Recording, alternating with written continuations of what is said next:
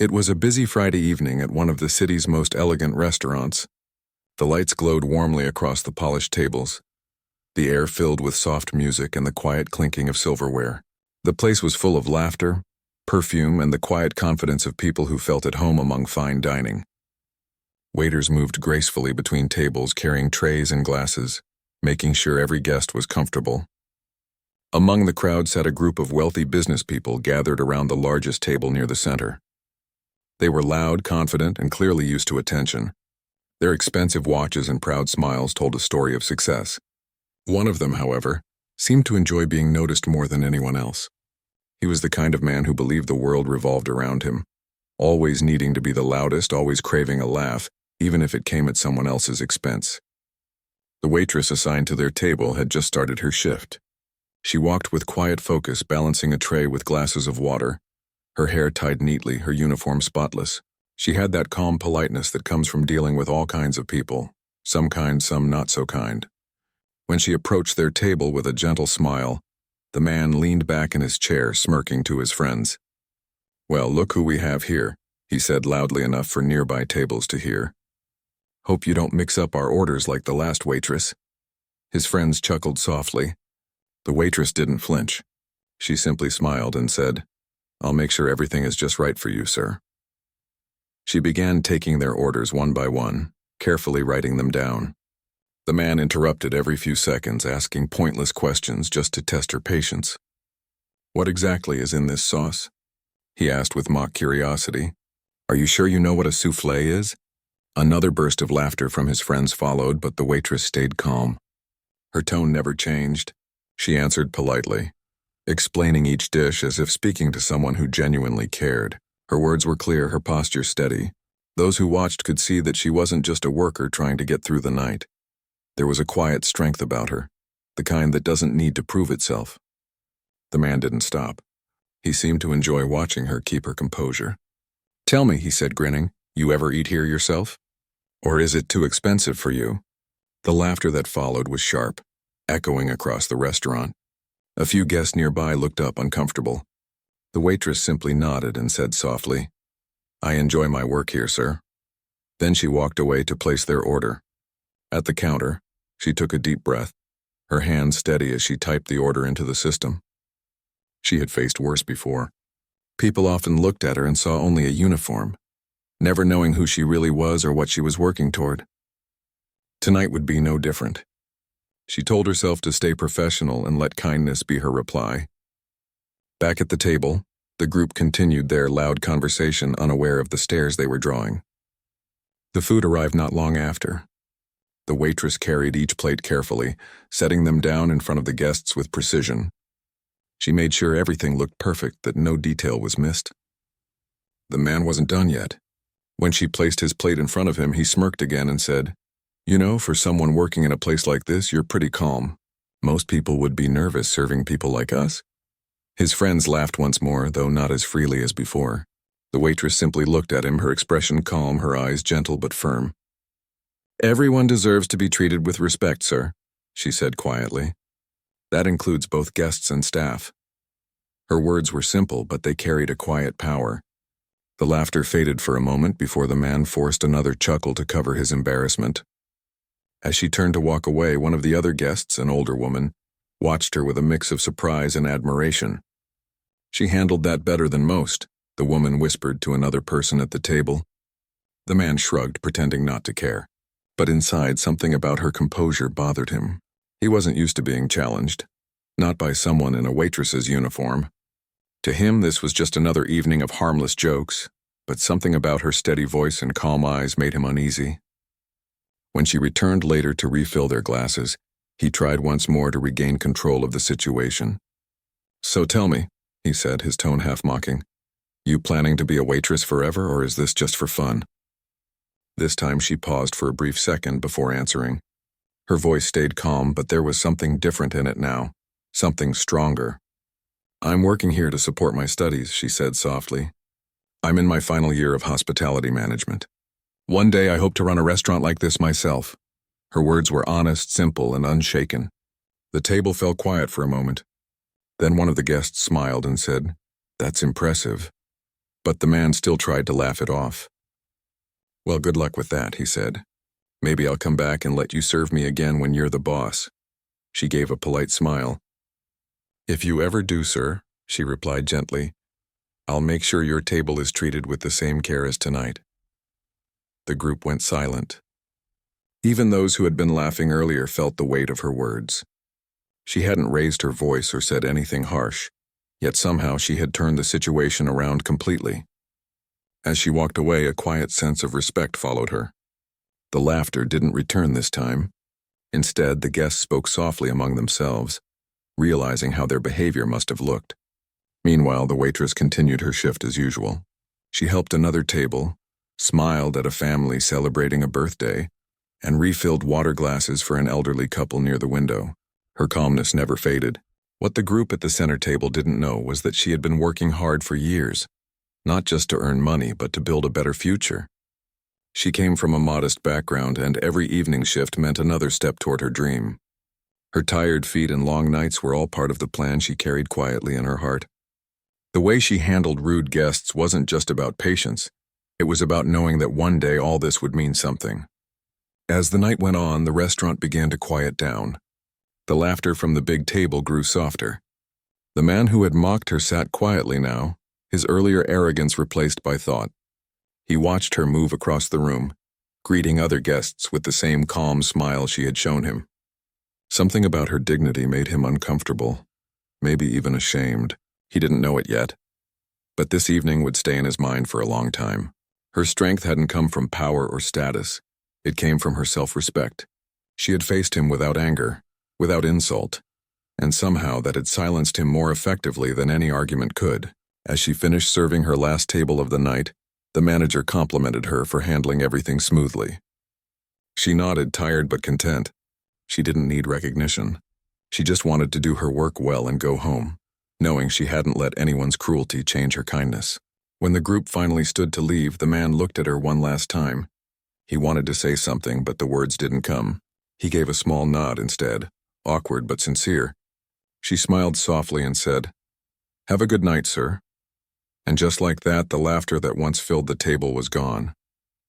The restaurant returned to its peaceful rhythm, and the waitress continued working, her quiet strength shining brighter than any spotlight in the room. That night wasn't about winning or losing. It was about grace, respect, and the power of staying true to yourself, even when someone tries to take that away. The restaurant lights had dimmed a little as the night grew older. Most of the guests had already left, and only a few tables were still filled with quiet conversations. The air felt calmer now. The waitress was finishing her last few rounds, carrying plates back to the kitchen and wiping down tables. Her shift was almost over, and she was looking forward to going home, but something about that one table, the loud group, still lingered in her mind. She had dealt with rude people before, but tonight had felt different. There had been a moment when everything went silent, and even she could feel the change in the air. The man who had tried to embarrass her still sat at the table, but his earlier arrogance was gone. He was quiet now, lost in his thoughts while his friends talked softly. The laughter that once filled their corner had disappeared completely. He kept glancing toward the waitress every few minutes, as if trying to find the right time to say something. When she walked by again to collect empty glasses, he cleared his throat and spoke, his voice lower than before. "Excuse me," he said, "could you come here for a moment?" She stopped, surprised by the change in his tone. "Yes, sir?" she asked politely. He hesitated, then said, "About earlier. I think I may have crossed a line. I shouldn't have spoken to you like that." His eyes were fixed on the table, not on her. His words were quiet, almost awkward. The waitress looked at him for a moment, then gave a small smile. "It's all right, sir," she said gently. "People have long days. Sometimes we say things we don't mean." He looked up, surprised that she wasn't angry. "Still," he said, "you didn't deserve that." "I was wrong," she nodded. "Thank you. I appreciate that." She didn't say more, but her calmness seemed to make his guilt even heavier. The rest of the group sat in silence, watching the exchange. After she left, one of the other guests leaned toward him and said quietly, "You know, I think she taught us all something tonight." The man didn't reply, but deep down he knew it was true. A few minutes later, the waitress returned to bring their bill. She placed it on the table with her usual grace. The man reached into his jacket pocket and took out his wallet. He didn't just place money for the meal, he added a large tip, far more than usual. "Please accept this," he said. "It's not for what happened earlier, it's because you deserve it. You handled everything with so much dignity." The waitress looked down at the bill, realizing what he had done. She shook her head softly. "I can't accept that much, sir." "It's too much," he smiled faintly. "Then think of it as an investment," he said. "You mentioned you're studying hospitality. Consider this a small contribution toward your dream." She was taken aback for a moment. No one had ever said something like that to her before. She didn't want to embarrass him by refusing again, so she gave a respectful nod. "Thank you, sir. That means a lot to me." There was a pause, then the man asked quietly, "Can I ask something? You said you're in your final year, right?" "Yes," she replied. "I'm finishing my degree next spring. I also help run a small community program. We train young people from poor neighborhoods to work in restaurants. I want to open a place someday where they can all find work and grow." The man looked stunned. He hadn't expected that answer. The whole table stared at her with new eyes. "You run a program like that?" he asked, genuinely curious. She nodded, smiling softly. "Yes, with a few friends. It's small for now, but we're trying to expand it. It gives us hope to see young people learning skills that can change their lives." There was silence around the table. Even the woman who had been laughing earlier had tears in her eyes. The man leaned back slowly, shaking his head. "You know," he said quietly, "I think we all owe you more respect than we've given." The waitress smiled again. "Respect doesn't have to be owed, sir. It's something we give freely, and it always finds its way back." Her words were simple, but they hit everyone deeply. As she walked away to attend to another table, no one spoke for a few seconds. The man stared at his glass, thinking about his own life. He had always measured people by their wealth, clothes, or status. But tonight a waitress had reminded him of something far greater: kindness, patience, and humility.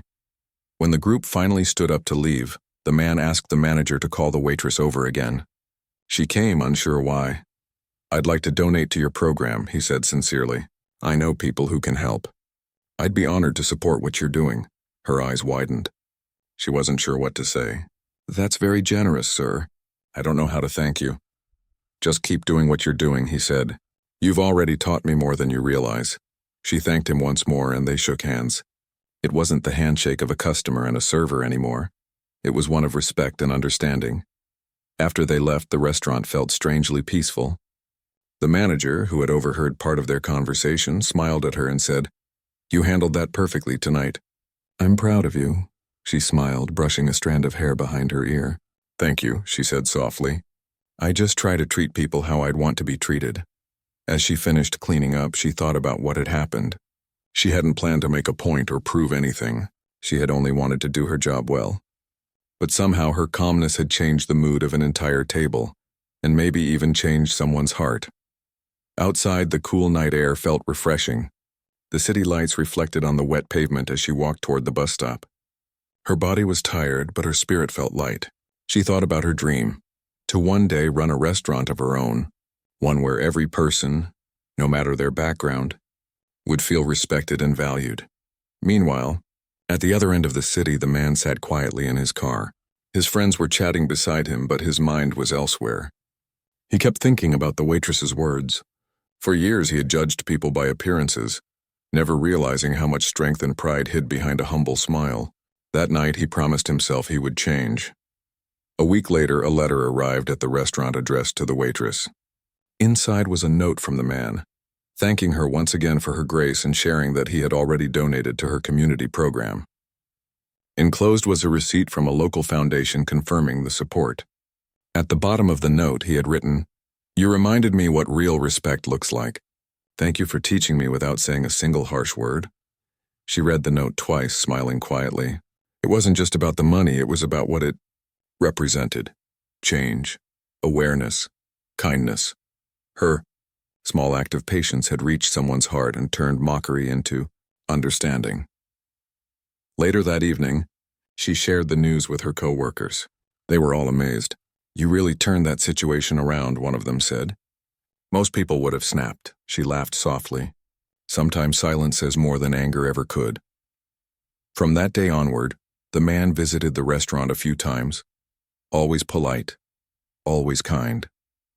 He no longer sought attention or laughter at someone else's expense. Instead, he made it a point to tip fairly, to smile, and to ask people how their day was going. And as for the waitress, she continued working, saving, and building her dream. Every day brought her a little closer to the restaurant she wanted to open. But she never forgot that night, the one where a few simple words and a calm heart turned embarrassment into inspiration. It reminded her that no job is small, no person unimportant, and no act of kindness wasted. In a world that often measures people by status, she had shown that real strength comes from humility. As she walked out of the restaurant that night, the street lights glowing softly around her, she felt proud, not because she had won an argument, but because she had stayed true to herself.